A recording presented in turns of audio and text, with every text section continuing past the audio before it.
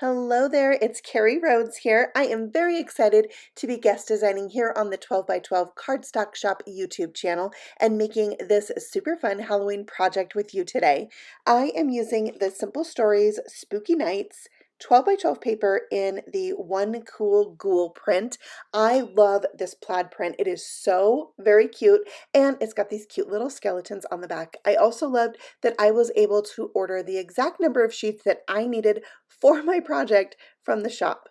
So I wanted to decorate these wooden letters. I totally forgot the ghost came with them, but I have had these for it might be like 4 years and been wanting to decorate them for decor in my house.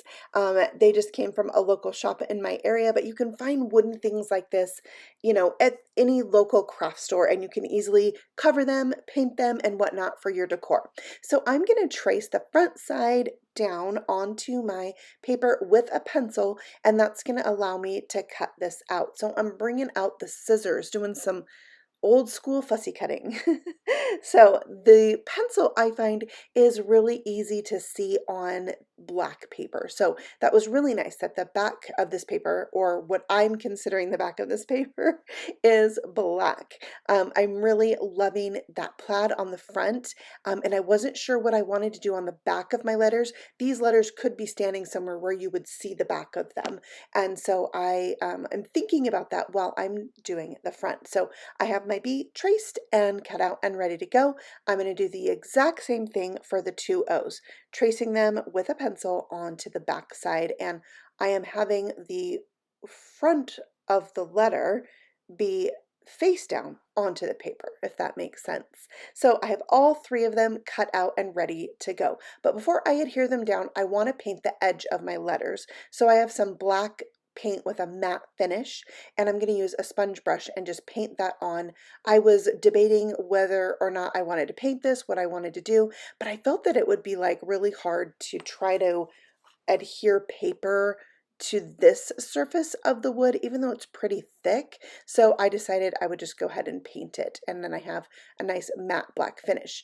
Now I also decided to paint the inside because that would show also, so I wanted that to match. And I do have it come out a little bit onto the surface of the letter. That way, if my cutting job of cutting out these letters with scissors wasn't perfect, then a little bit of the black would show there and not the wood. So I did do that very lightly around all those like edges. And I'm going to repeat this on all the letters. So now they're drying. I did get a little bit of paint on my fingers. That's just part of the fun. Now I have some Mod Podge I'm going to use to adhere this paper.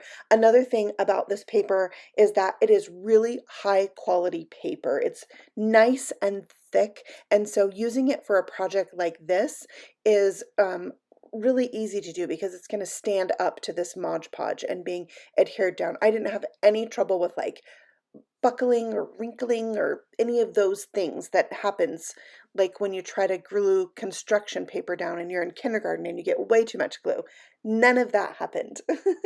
So I did that with all of the letters, glued them in place, pressed them down. I let them dry for a little bit, and then it's time to like really like complete this. So one thing I like to do when doing projects like this, I have done a couple, I like to sand the edges, and that really just makes this be like it's part of the wood almost. It sands off any extra paper on the edge, and I like the look that it gives. So I just use a little sanding block I have in my stash. You could also use sandpaper, but I would recommend like a really fine grit sandpaper, not something super bumpy and coarse for this.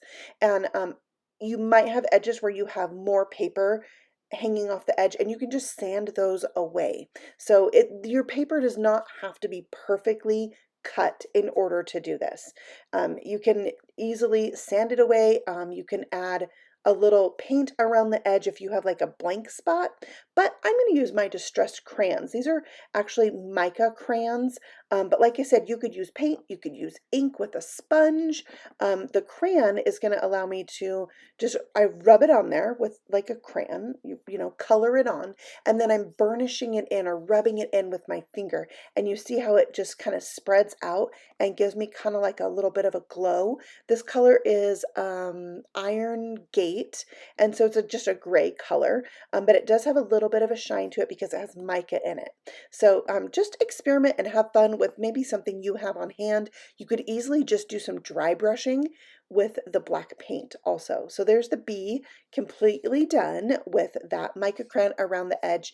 And here's all three of the letters ready to go. Well, not really, because there was still the matter of the back. So I still had enough paper with only 3 sheets to do the back. So now I'm wanting to have those skeletons be on the back side because they are cute and it is fun to have a little something on the back. So if this was on a table where you could see both sides, now the back is going to have something cute and not just be painted, which is one of the options I thought of. And I thought it'd be fun to have something different on the back than is on the front. So the skeletons will be perfect. So I just did the same exact thing, traced the side that I wanted, and then stuck it down with Mod Podge, sanded off the edges. I did find a little bit of sandpaper, and this small piece was really nice to get in and around those little corners of the bee. So, you know, sandpaper works just fine too. So there's my bee. I am doing the distress crayon on the back as well, and I thought I'd show it to you because it looks really cool on that black paper. Ooh, I love it. So I did this again with the 2 O's, so they all matched. You can see them here, and I think it's just a really fun look, and I like cute Halloween, not so much spooky, so this plaid of Halloween is right up my alley. Now I have some twill basil cardstock. This is from the smoothie collection.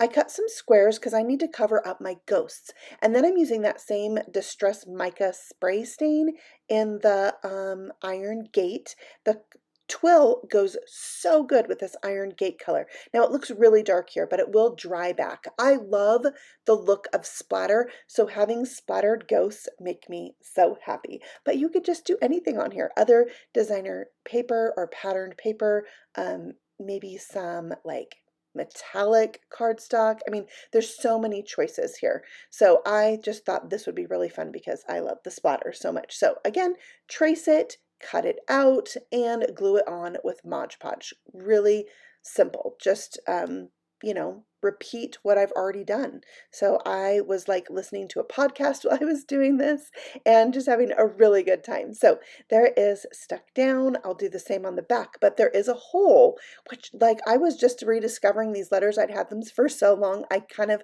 didn't remember all the things, but this has a hole in it and the O's have holes in them. So you can hang the ghost from the center of the O. Like I had no idea. So that was a really fun little surprise. So I've got paper on both sides. I poked the hole through. I will repeat that with the other bat. And I wanted to show you this little trick. These are like little flossers, you know, you get in the dental section, and they are really helpful for threading your twine through a tight squeezy spot like this one.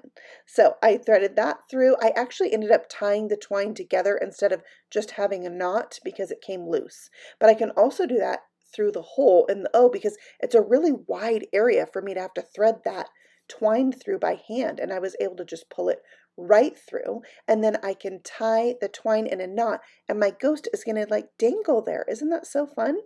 Yeah, I thought I was just covering letters, but I had this super fun extra part to do. I thought I was gonna like, you know, cut out my own bats or ghosts to stick on the letters, but this was fun. So I'm gonna tie that, and I just put a little glue in the hole to hold the knot in place and let that dry. And that held it really well. So I'll show you what that looks like when it's all done. In both of the O's, it's really cute. So here's all the letters. Now they are ready to go. And I'm just loving how this turned out. The plaid, it makes me so happy. I just have to figure out exactly where I want them in my decor. I just set them up here. I'm going to play with it and like really figure out where I want it to go. Probably somewhere around my fireplace with some pumpkins and some little lights and stuff like that. Thank you so much for stopping by. If you're new to the 12 by 12 Cardstock Shop YouTube channel, we'd love for you to subscribe and check out our other fun and inspirational videos. Thanks for watching. Bye.